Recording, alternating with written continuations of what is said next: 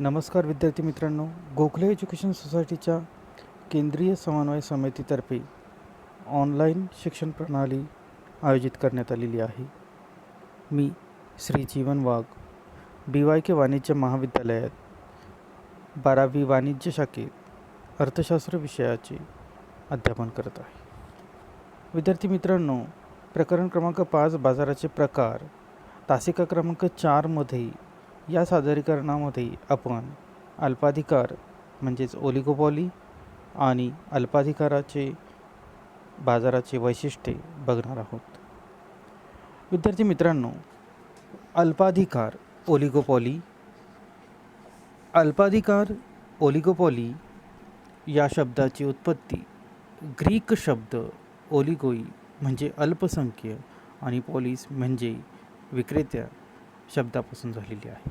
अल्पाधिकार म्हणजे असा बाजार की ज्यात काही विक्रेते एकजिन्सी वस्तूंचे किंवा विभेदित वस्तूंचे उत्पादन करतात. उदाहरणार्थ मोबाईल सेवा पुरवणारी सिमेंट कंपनी इत्यादी. बघा विद्यार्थी मित्रांनो, अल्पाधिकार हा ग्रीक शब्दापासून तयार झालेला आहे म्हणजे ओलिगोपॉली. ओलिगोई म्हणजे अल्पसंख्य आणि पॉलिस म्हणजे विक्रेता म्हणजे अल्पविक्रेता, अल्पसंख्य विक्रेते, आणि त्यापासूनच अल्पाधिकार हा शब्द तयार झाला आहे. मग अल्पाधिकार म्हणजे काय की असा बाजार की ज्यात विक्रेते एकजिन्सी वस्तूंचे किंवा विभेदित वस्तूंचे उत्पादन करतात आणि त्याची विक्री करतात.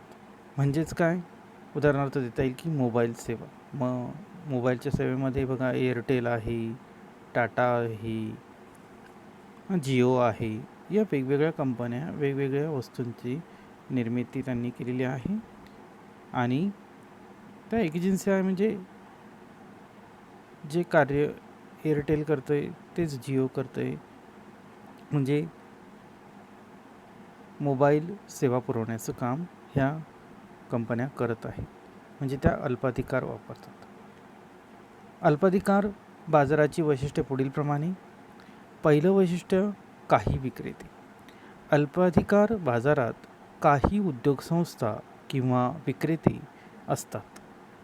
बाजारपेठेवर काही संस्थांचे वर्चस्व असते, तसेच त्यांची किमतीवर व वस्तूच्या उत्पादनावरही लक्षणीय नियंत्रण असते. बघा विद्यार्थी मित्रांनो, अल्पाधिकारामध्ये काही उद्योगसंस्था अशा असतात किंवा काही विक्रेते असे असतात की या विक्रेत्यांचं किंवा या उद्योगसंस्थेचं वर्चस्व दिसून येतं आणि वस्तूच्या उत्पादनावर त्यांचं नियंत्रण असतं, वस्तूच्या किमतींवर त्यांचं नियंत्रण असतं. म्हणजेच काही विक्रेते हे खूप महत्त्वाची भूमिका पार पाडतात. हे अल्पाधिकार बाजाराचं वैशिष्ट्य मानलं जातं. पुढचं वैशिष्ट्य बघूया, परस्परावलंबन. प्रतिस्पर्धकांनी घेतलेल्या कोणत्याही निर्णयाच्या बाबतीत विक्रेत्यांना दक्ष राहावे लागते. या बाजारात काही विक्रेते असल्यामुळे एखाद्या उद्योगसंस्थेने वस्तूच्या किमतीत बदल केल्यास इतर उद्योगसंस्थांनाही स्पर्धेत टिकून राहण्यासाठी त्यांच्याशी जुळवून घ्यावे लागते. बघा विद्यार्थी मित्रांनो, प्रतिस्पर्धकाने कुठले निर्णय घेतले आहेत त्याचा विचार इतर विक्रेत्यांना करावाच लागतो. कारण स्पर्धेमध्ये जर टिकायचं असेल तर इतर विक्रेते काय करतायत याच्यावरही लक्ष ठेवणं त्या बाकीच्या विक्रेत्यांना गरजेचं आहे. मग काही विक्रेते किंवा काही उद्योगसंस्था वस्तूंच्या किमतींमध्ये जर बदल करत असेल तर त्या स्पर्धेत टिकून राहण्यासाठी काही उद्योगसंस्थांना त्या किमतीच्या बदलांना जुळवून घ्यावं लागतं. बघा विद्यार्थी मित्रांनो, मध्यंतरीच्या काळामध्ये जिओ या मोबाईल कंपनीने बरेच बदल घडून आणले. अतिशय माफक दरामध्ये, अतिशय कमी दरामध्ये मोबाईल सेवा पुरवण्याचा प्रयत्न केला आणि त्याचा परिणाम इतर मोबाईल कंपन्यांवरती झाला.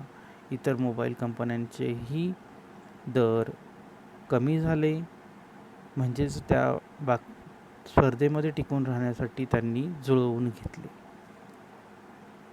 पुढचं वैशिष्ट्य म्हणजे जाहिरात. अल्पाधिकार बाजारात जाहिरात हे प्रभावी साधन आहे.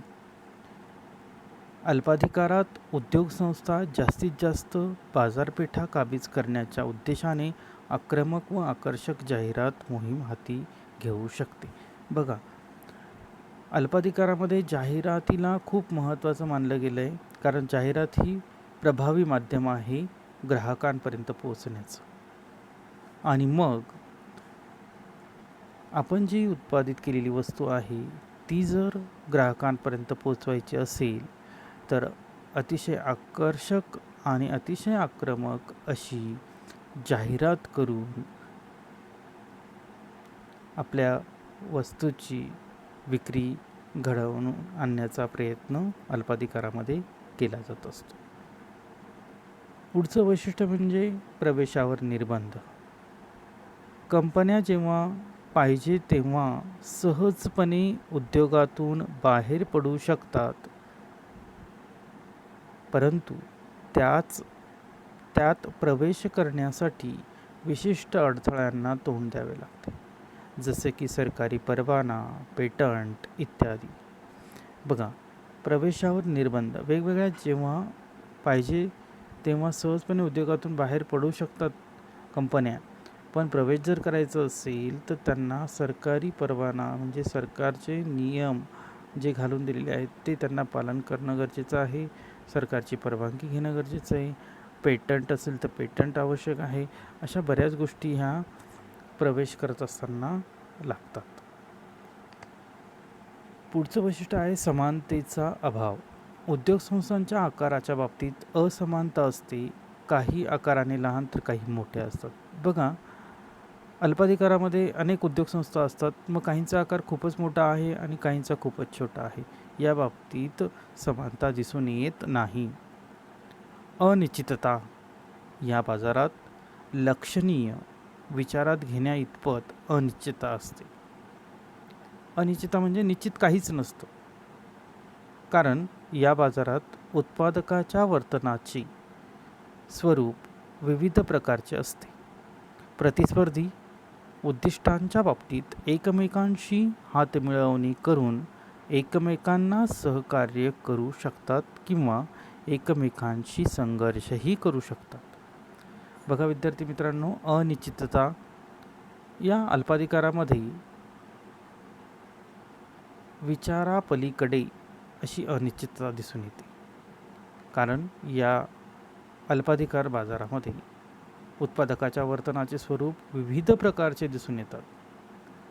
प्रतिस्पर्ध्यांच्या उद्दिष्टांच्या बाबतीत एकमेकांशी हातमिळवणी करून एकमेकांचं सहकार्य करू शकतात किंवा एकमेकांचा संघर्षही करू शकतात. म्हणजे दोन्ही भावना तिथे दिसून येतात, सहकार्याची पण आणि संघर्षाची पण. धन्यवाद मित्रांनो.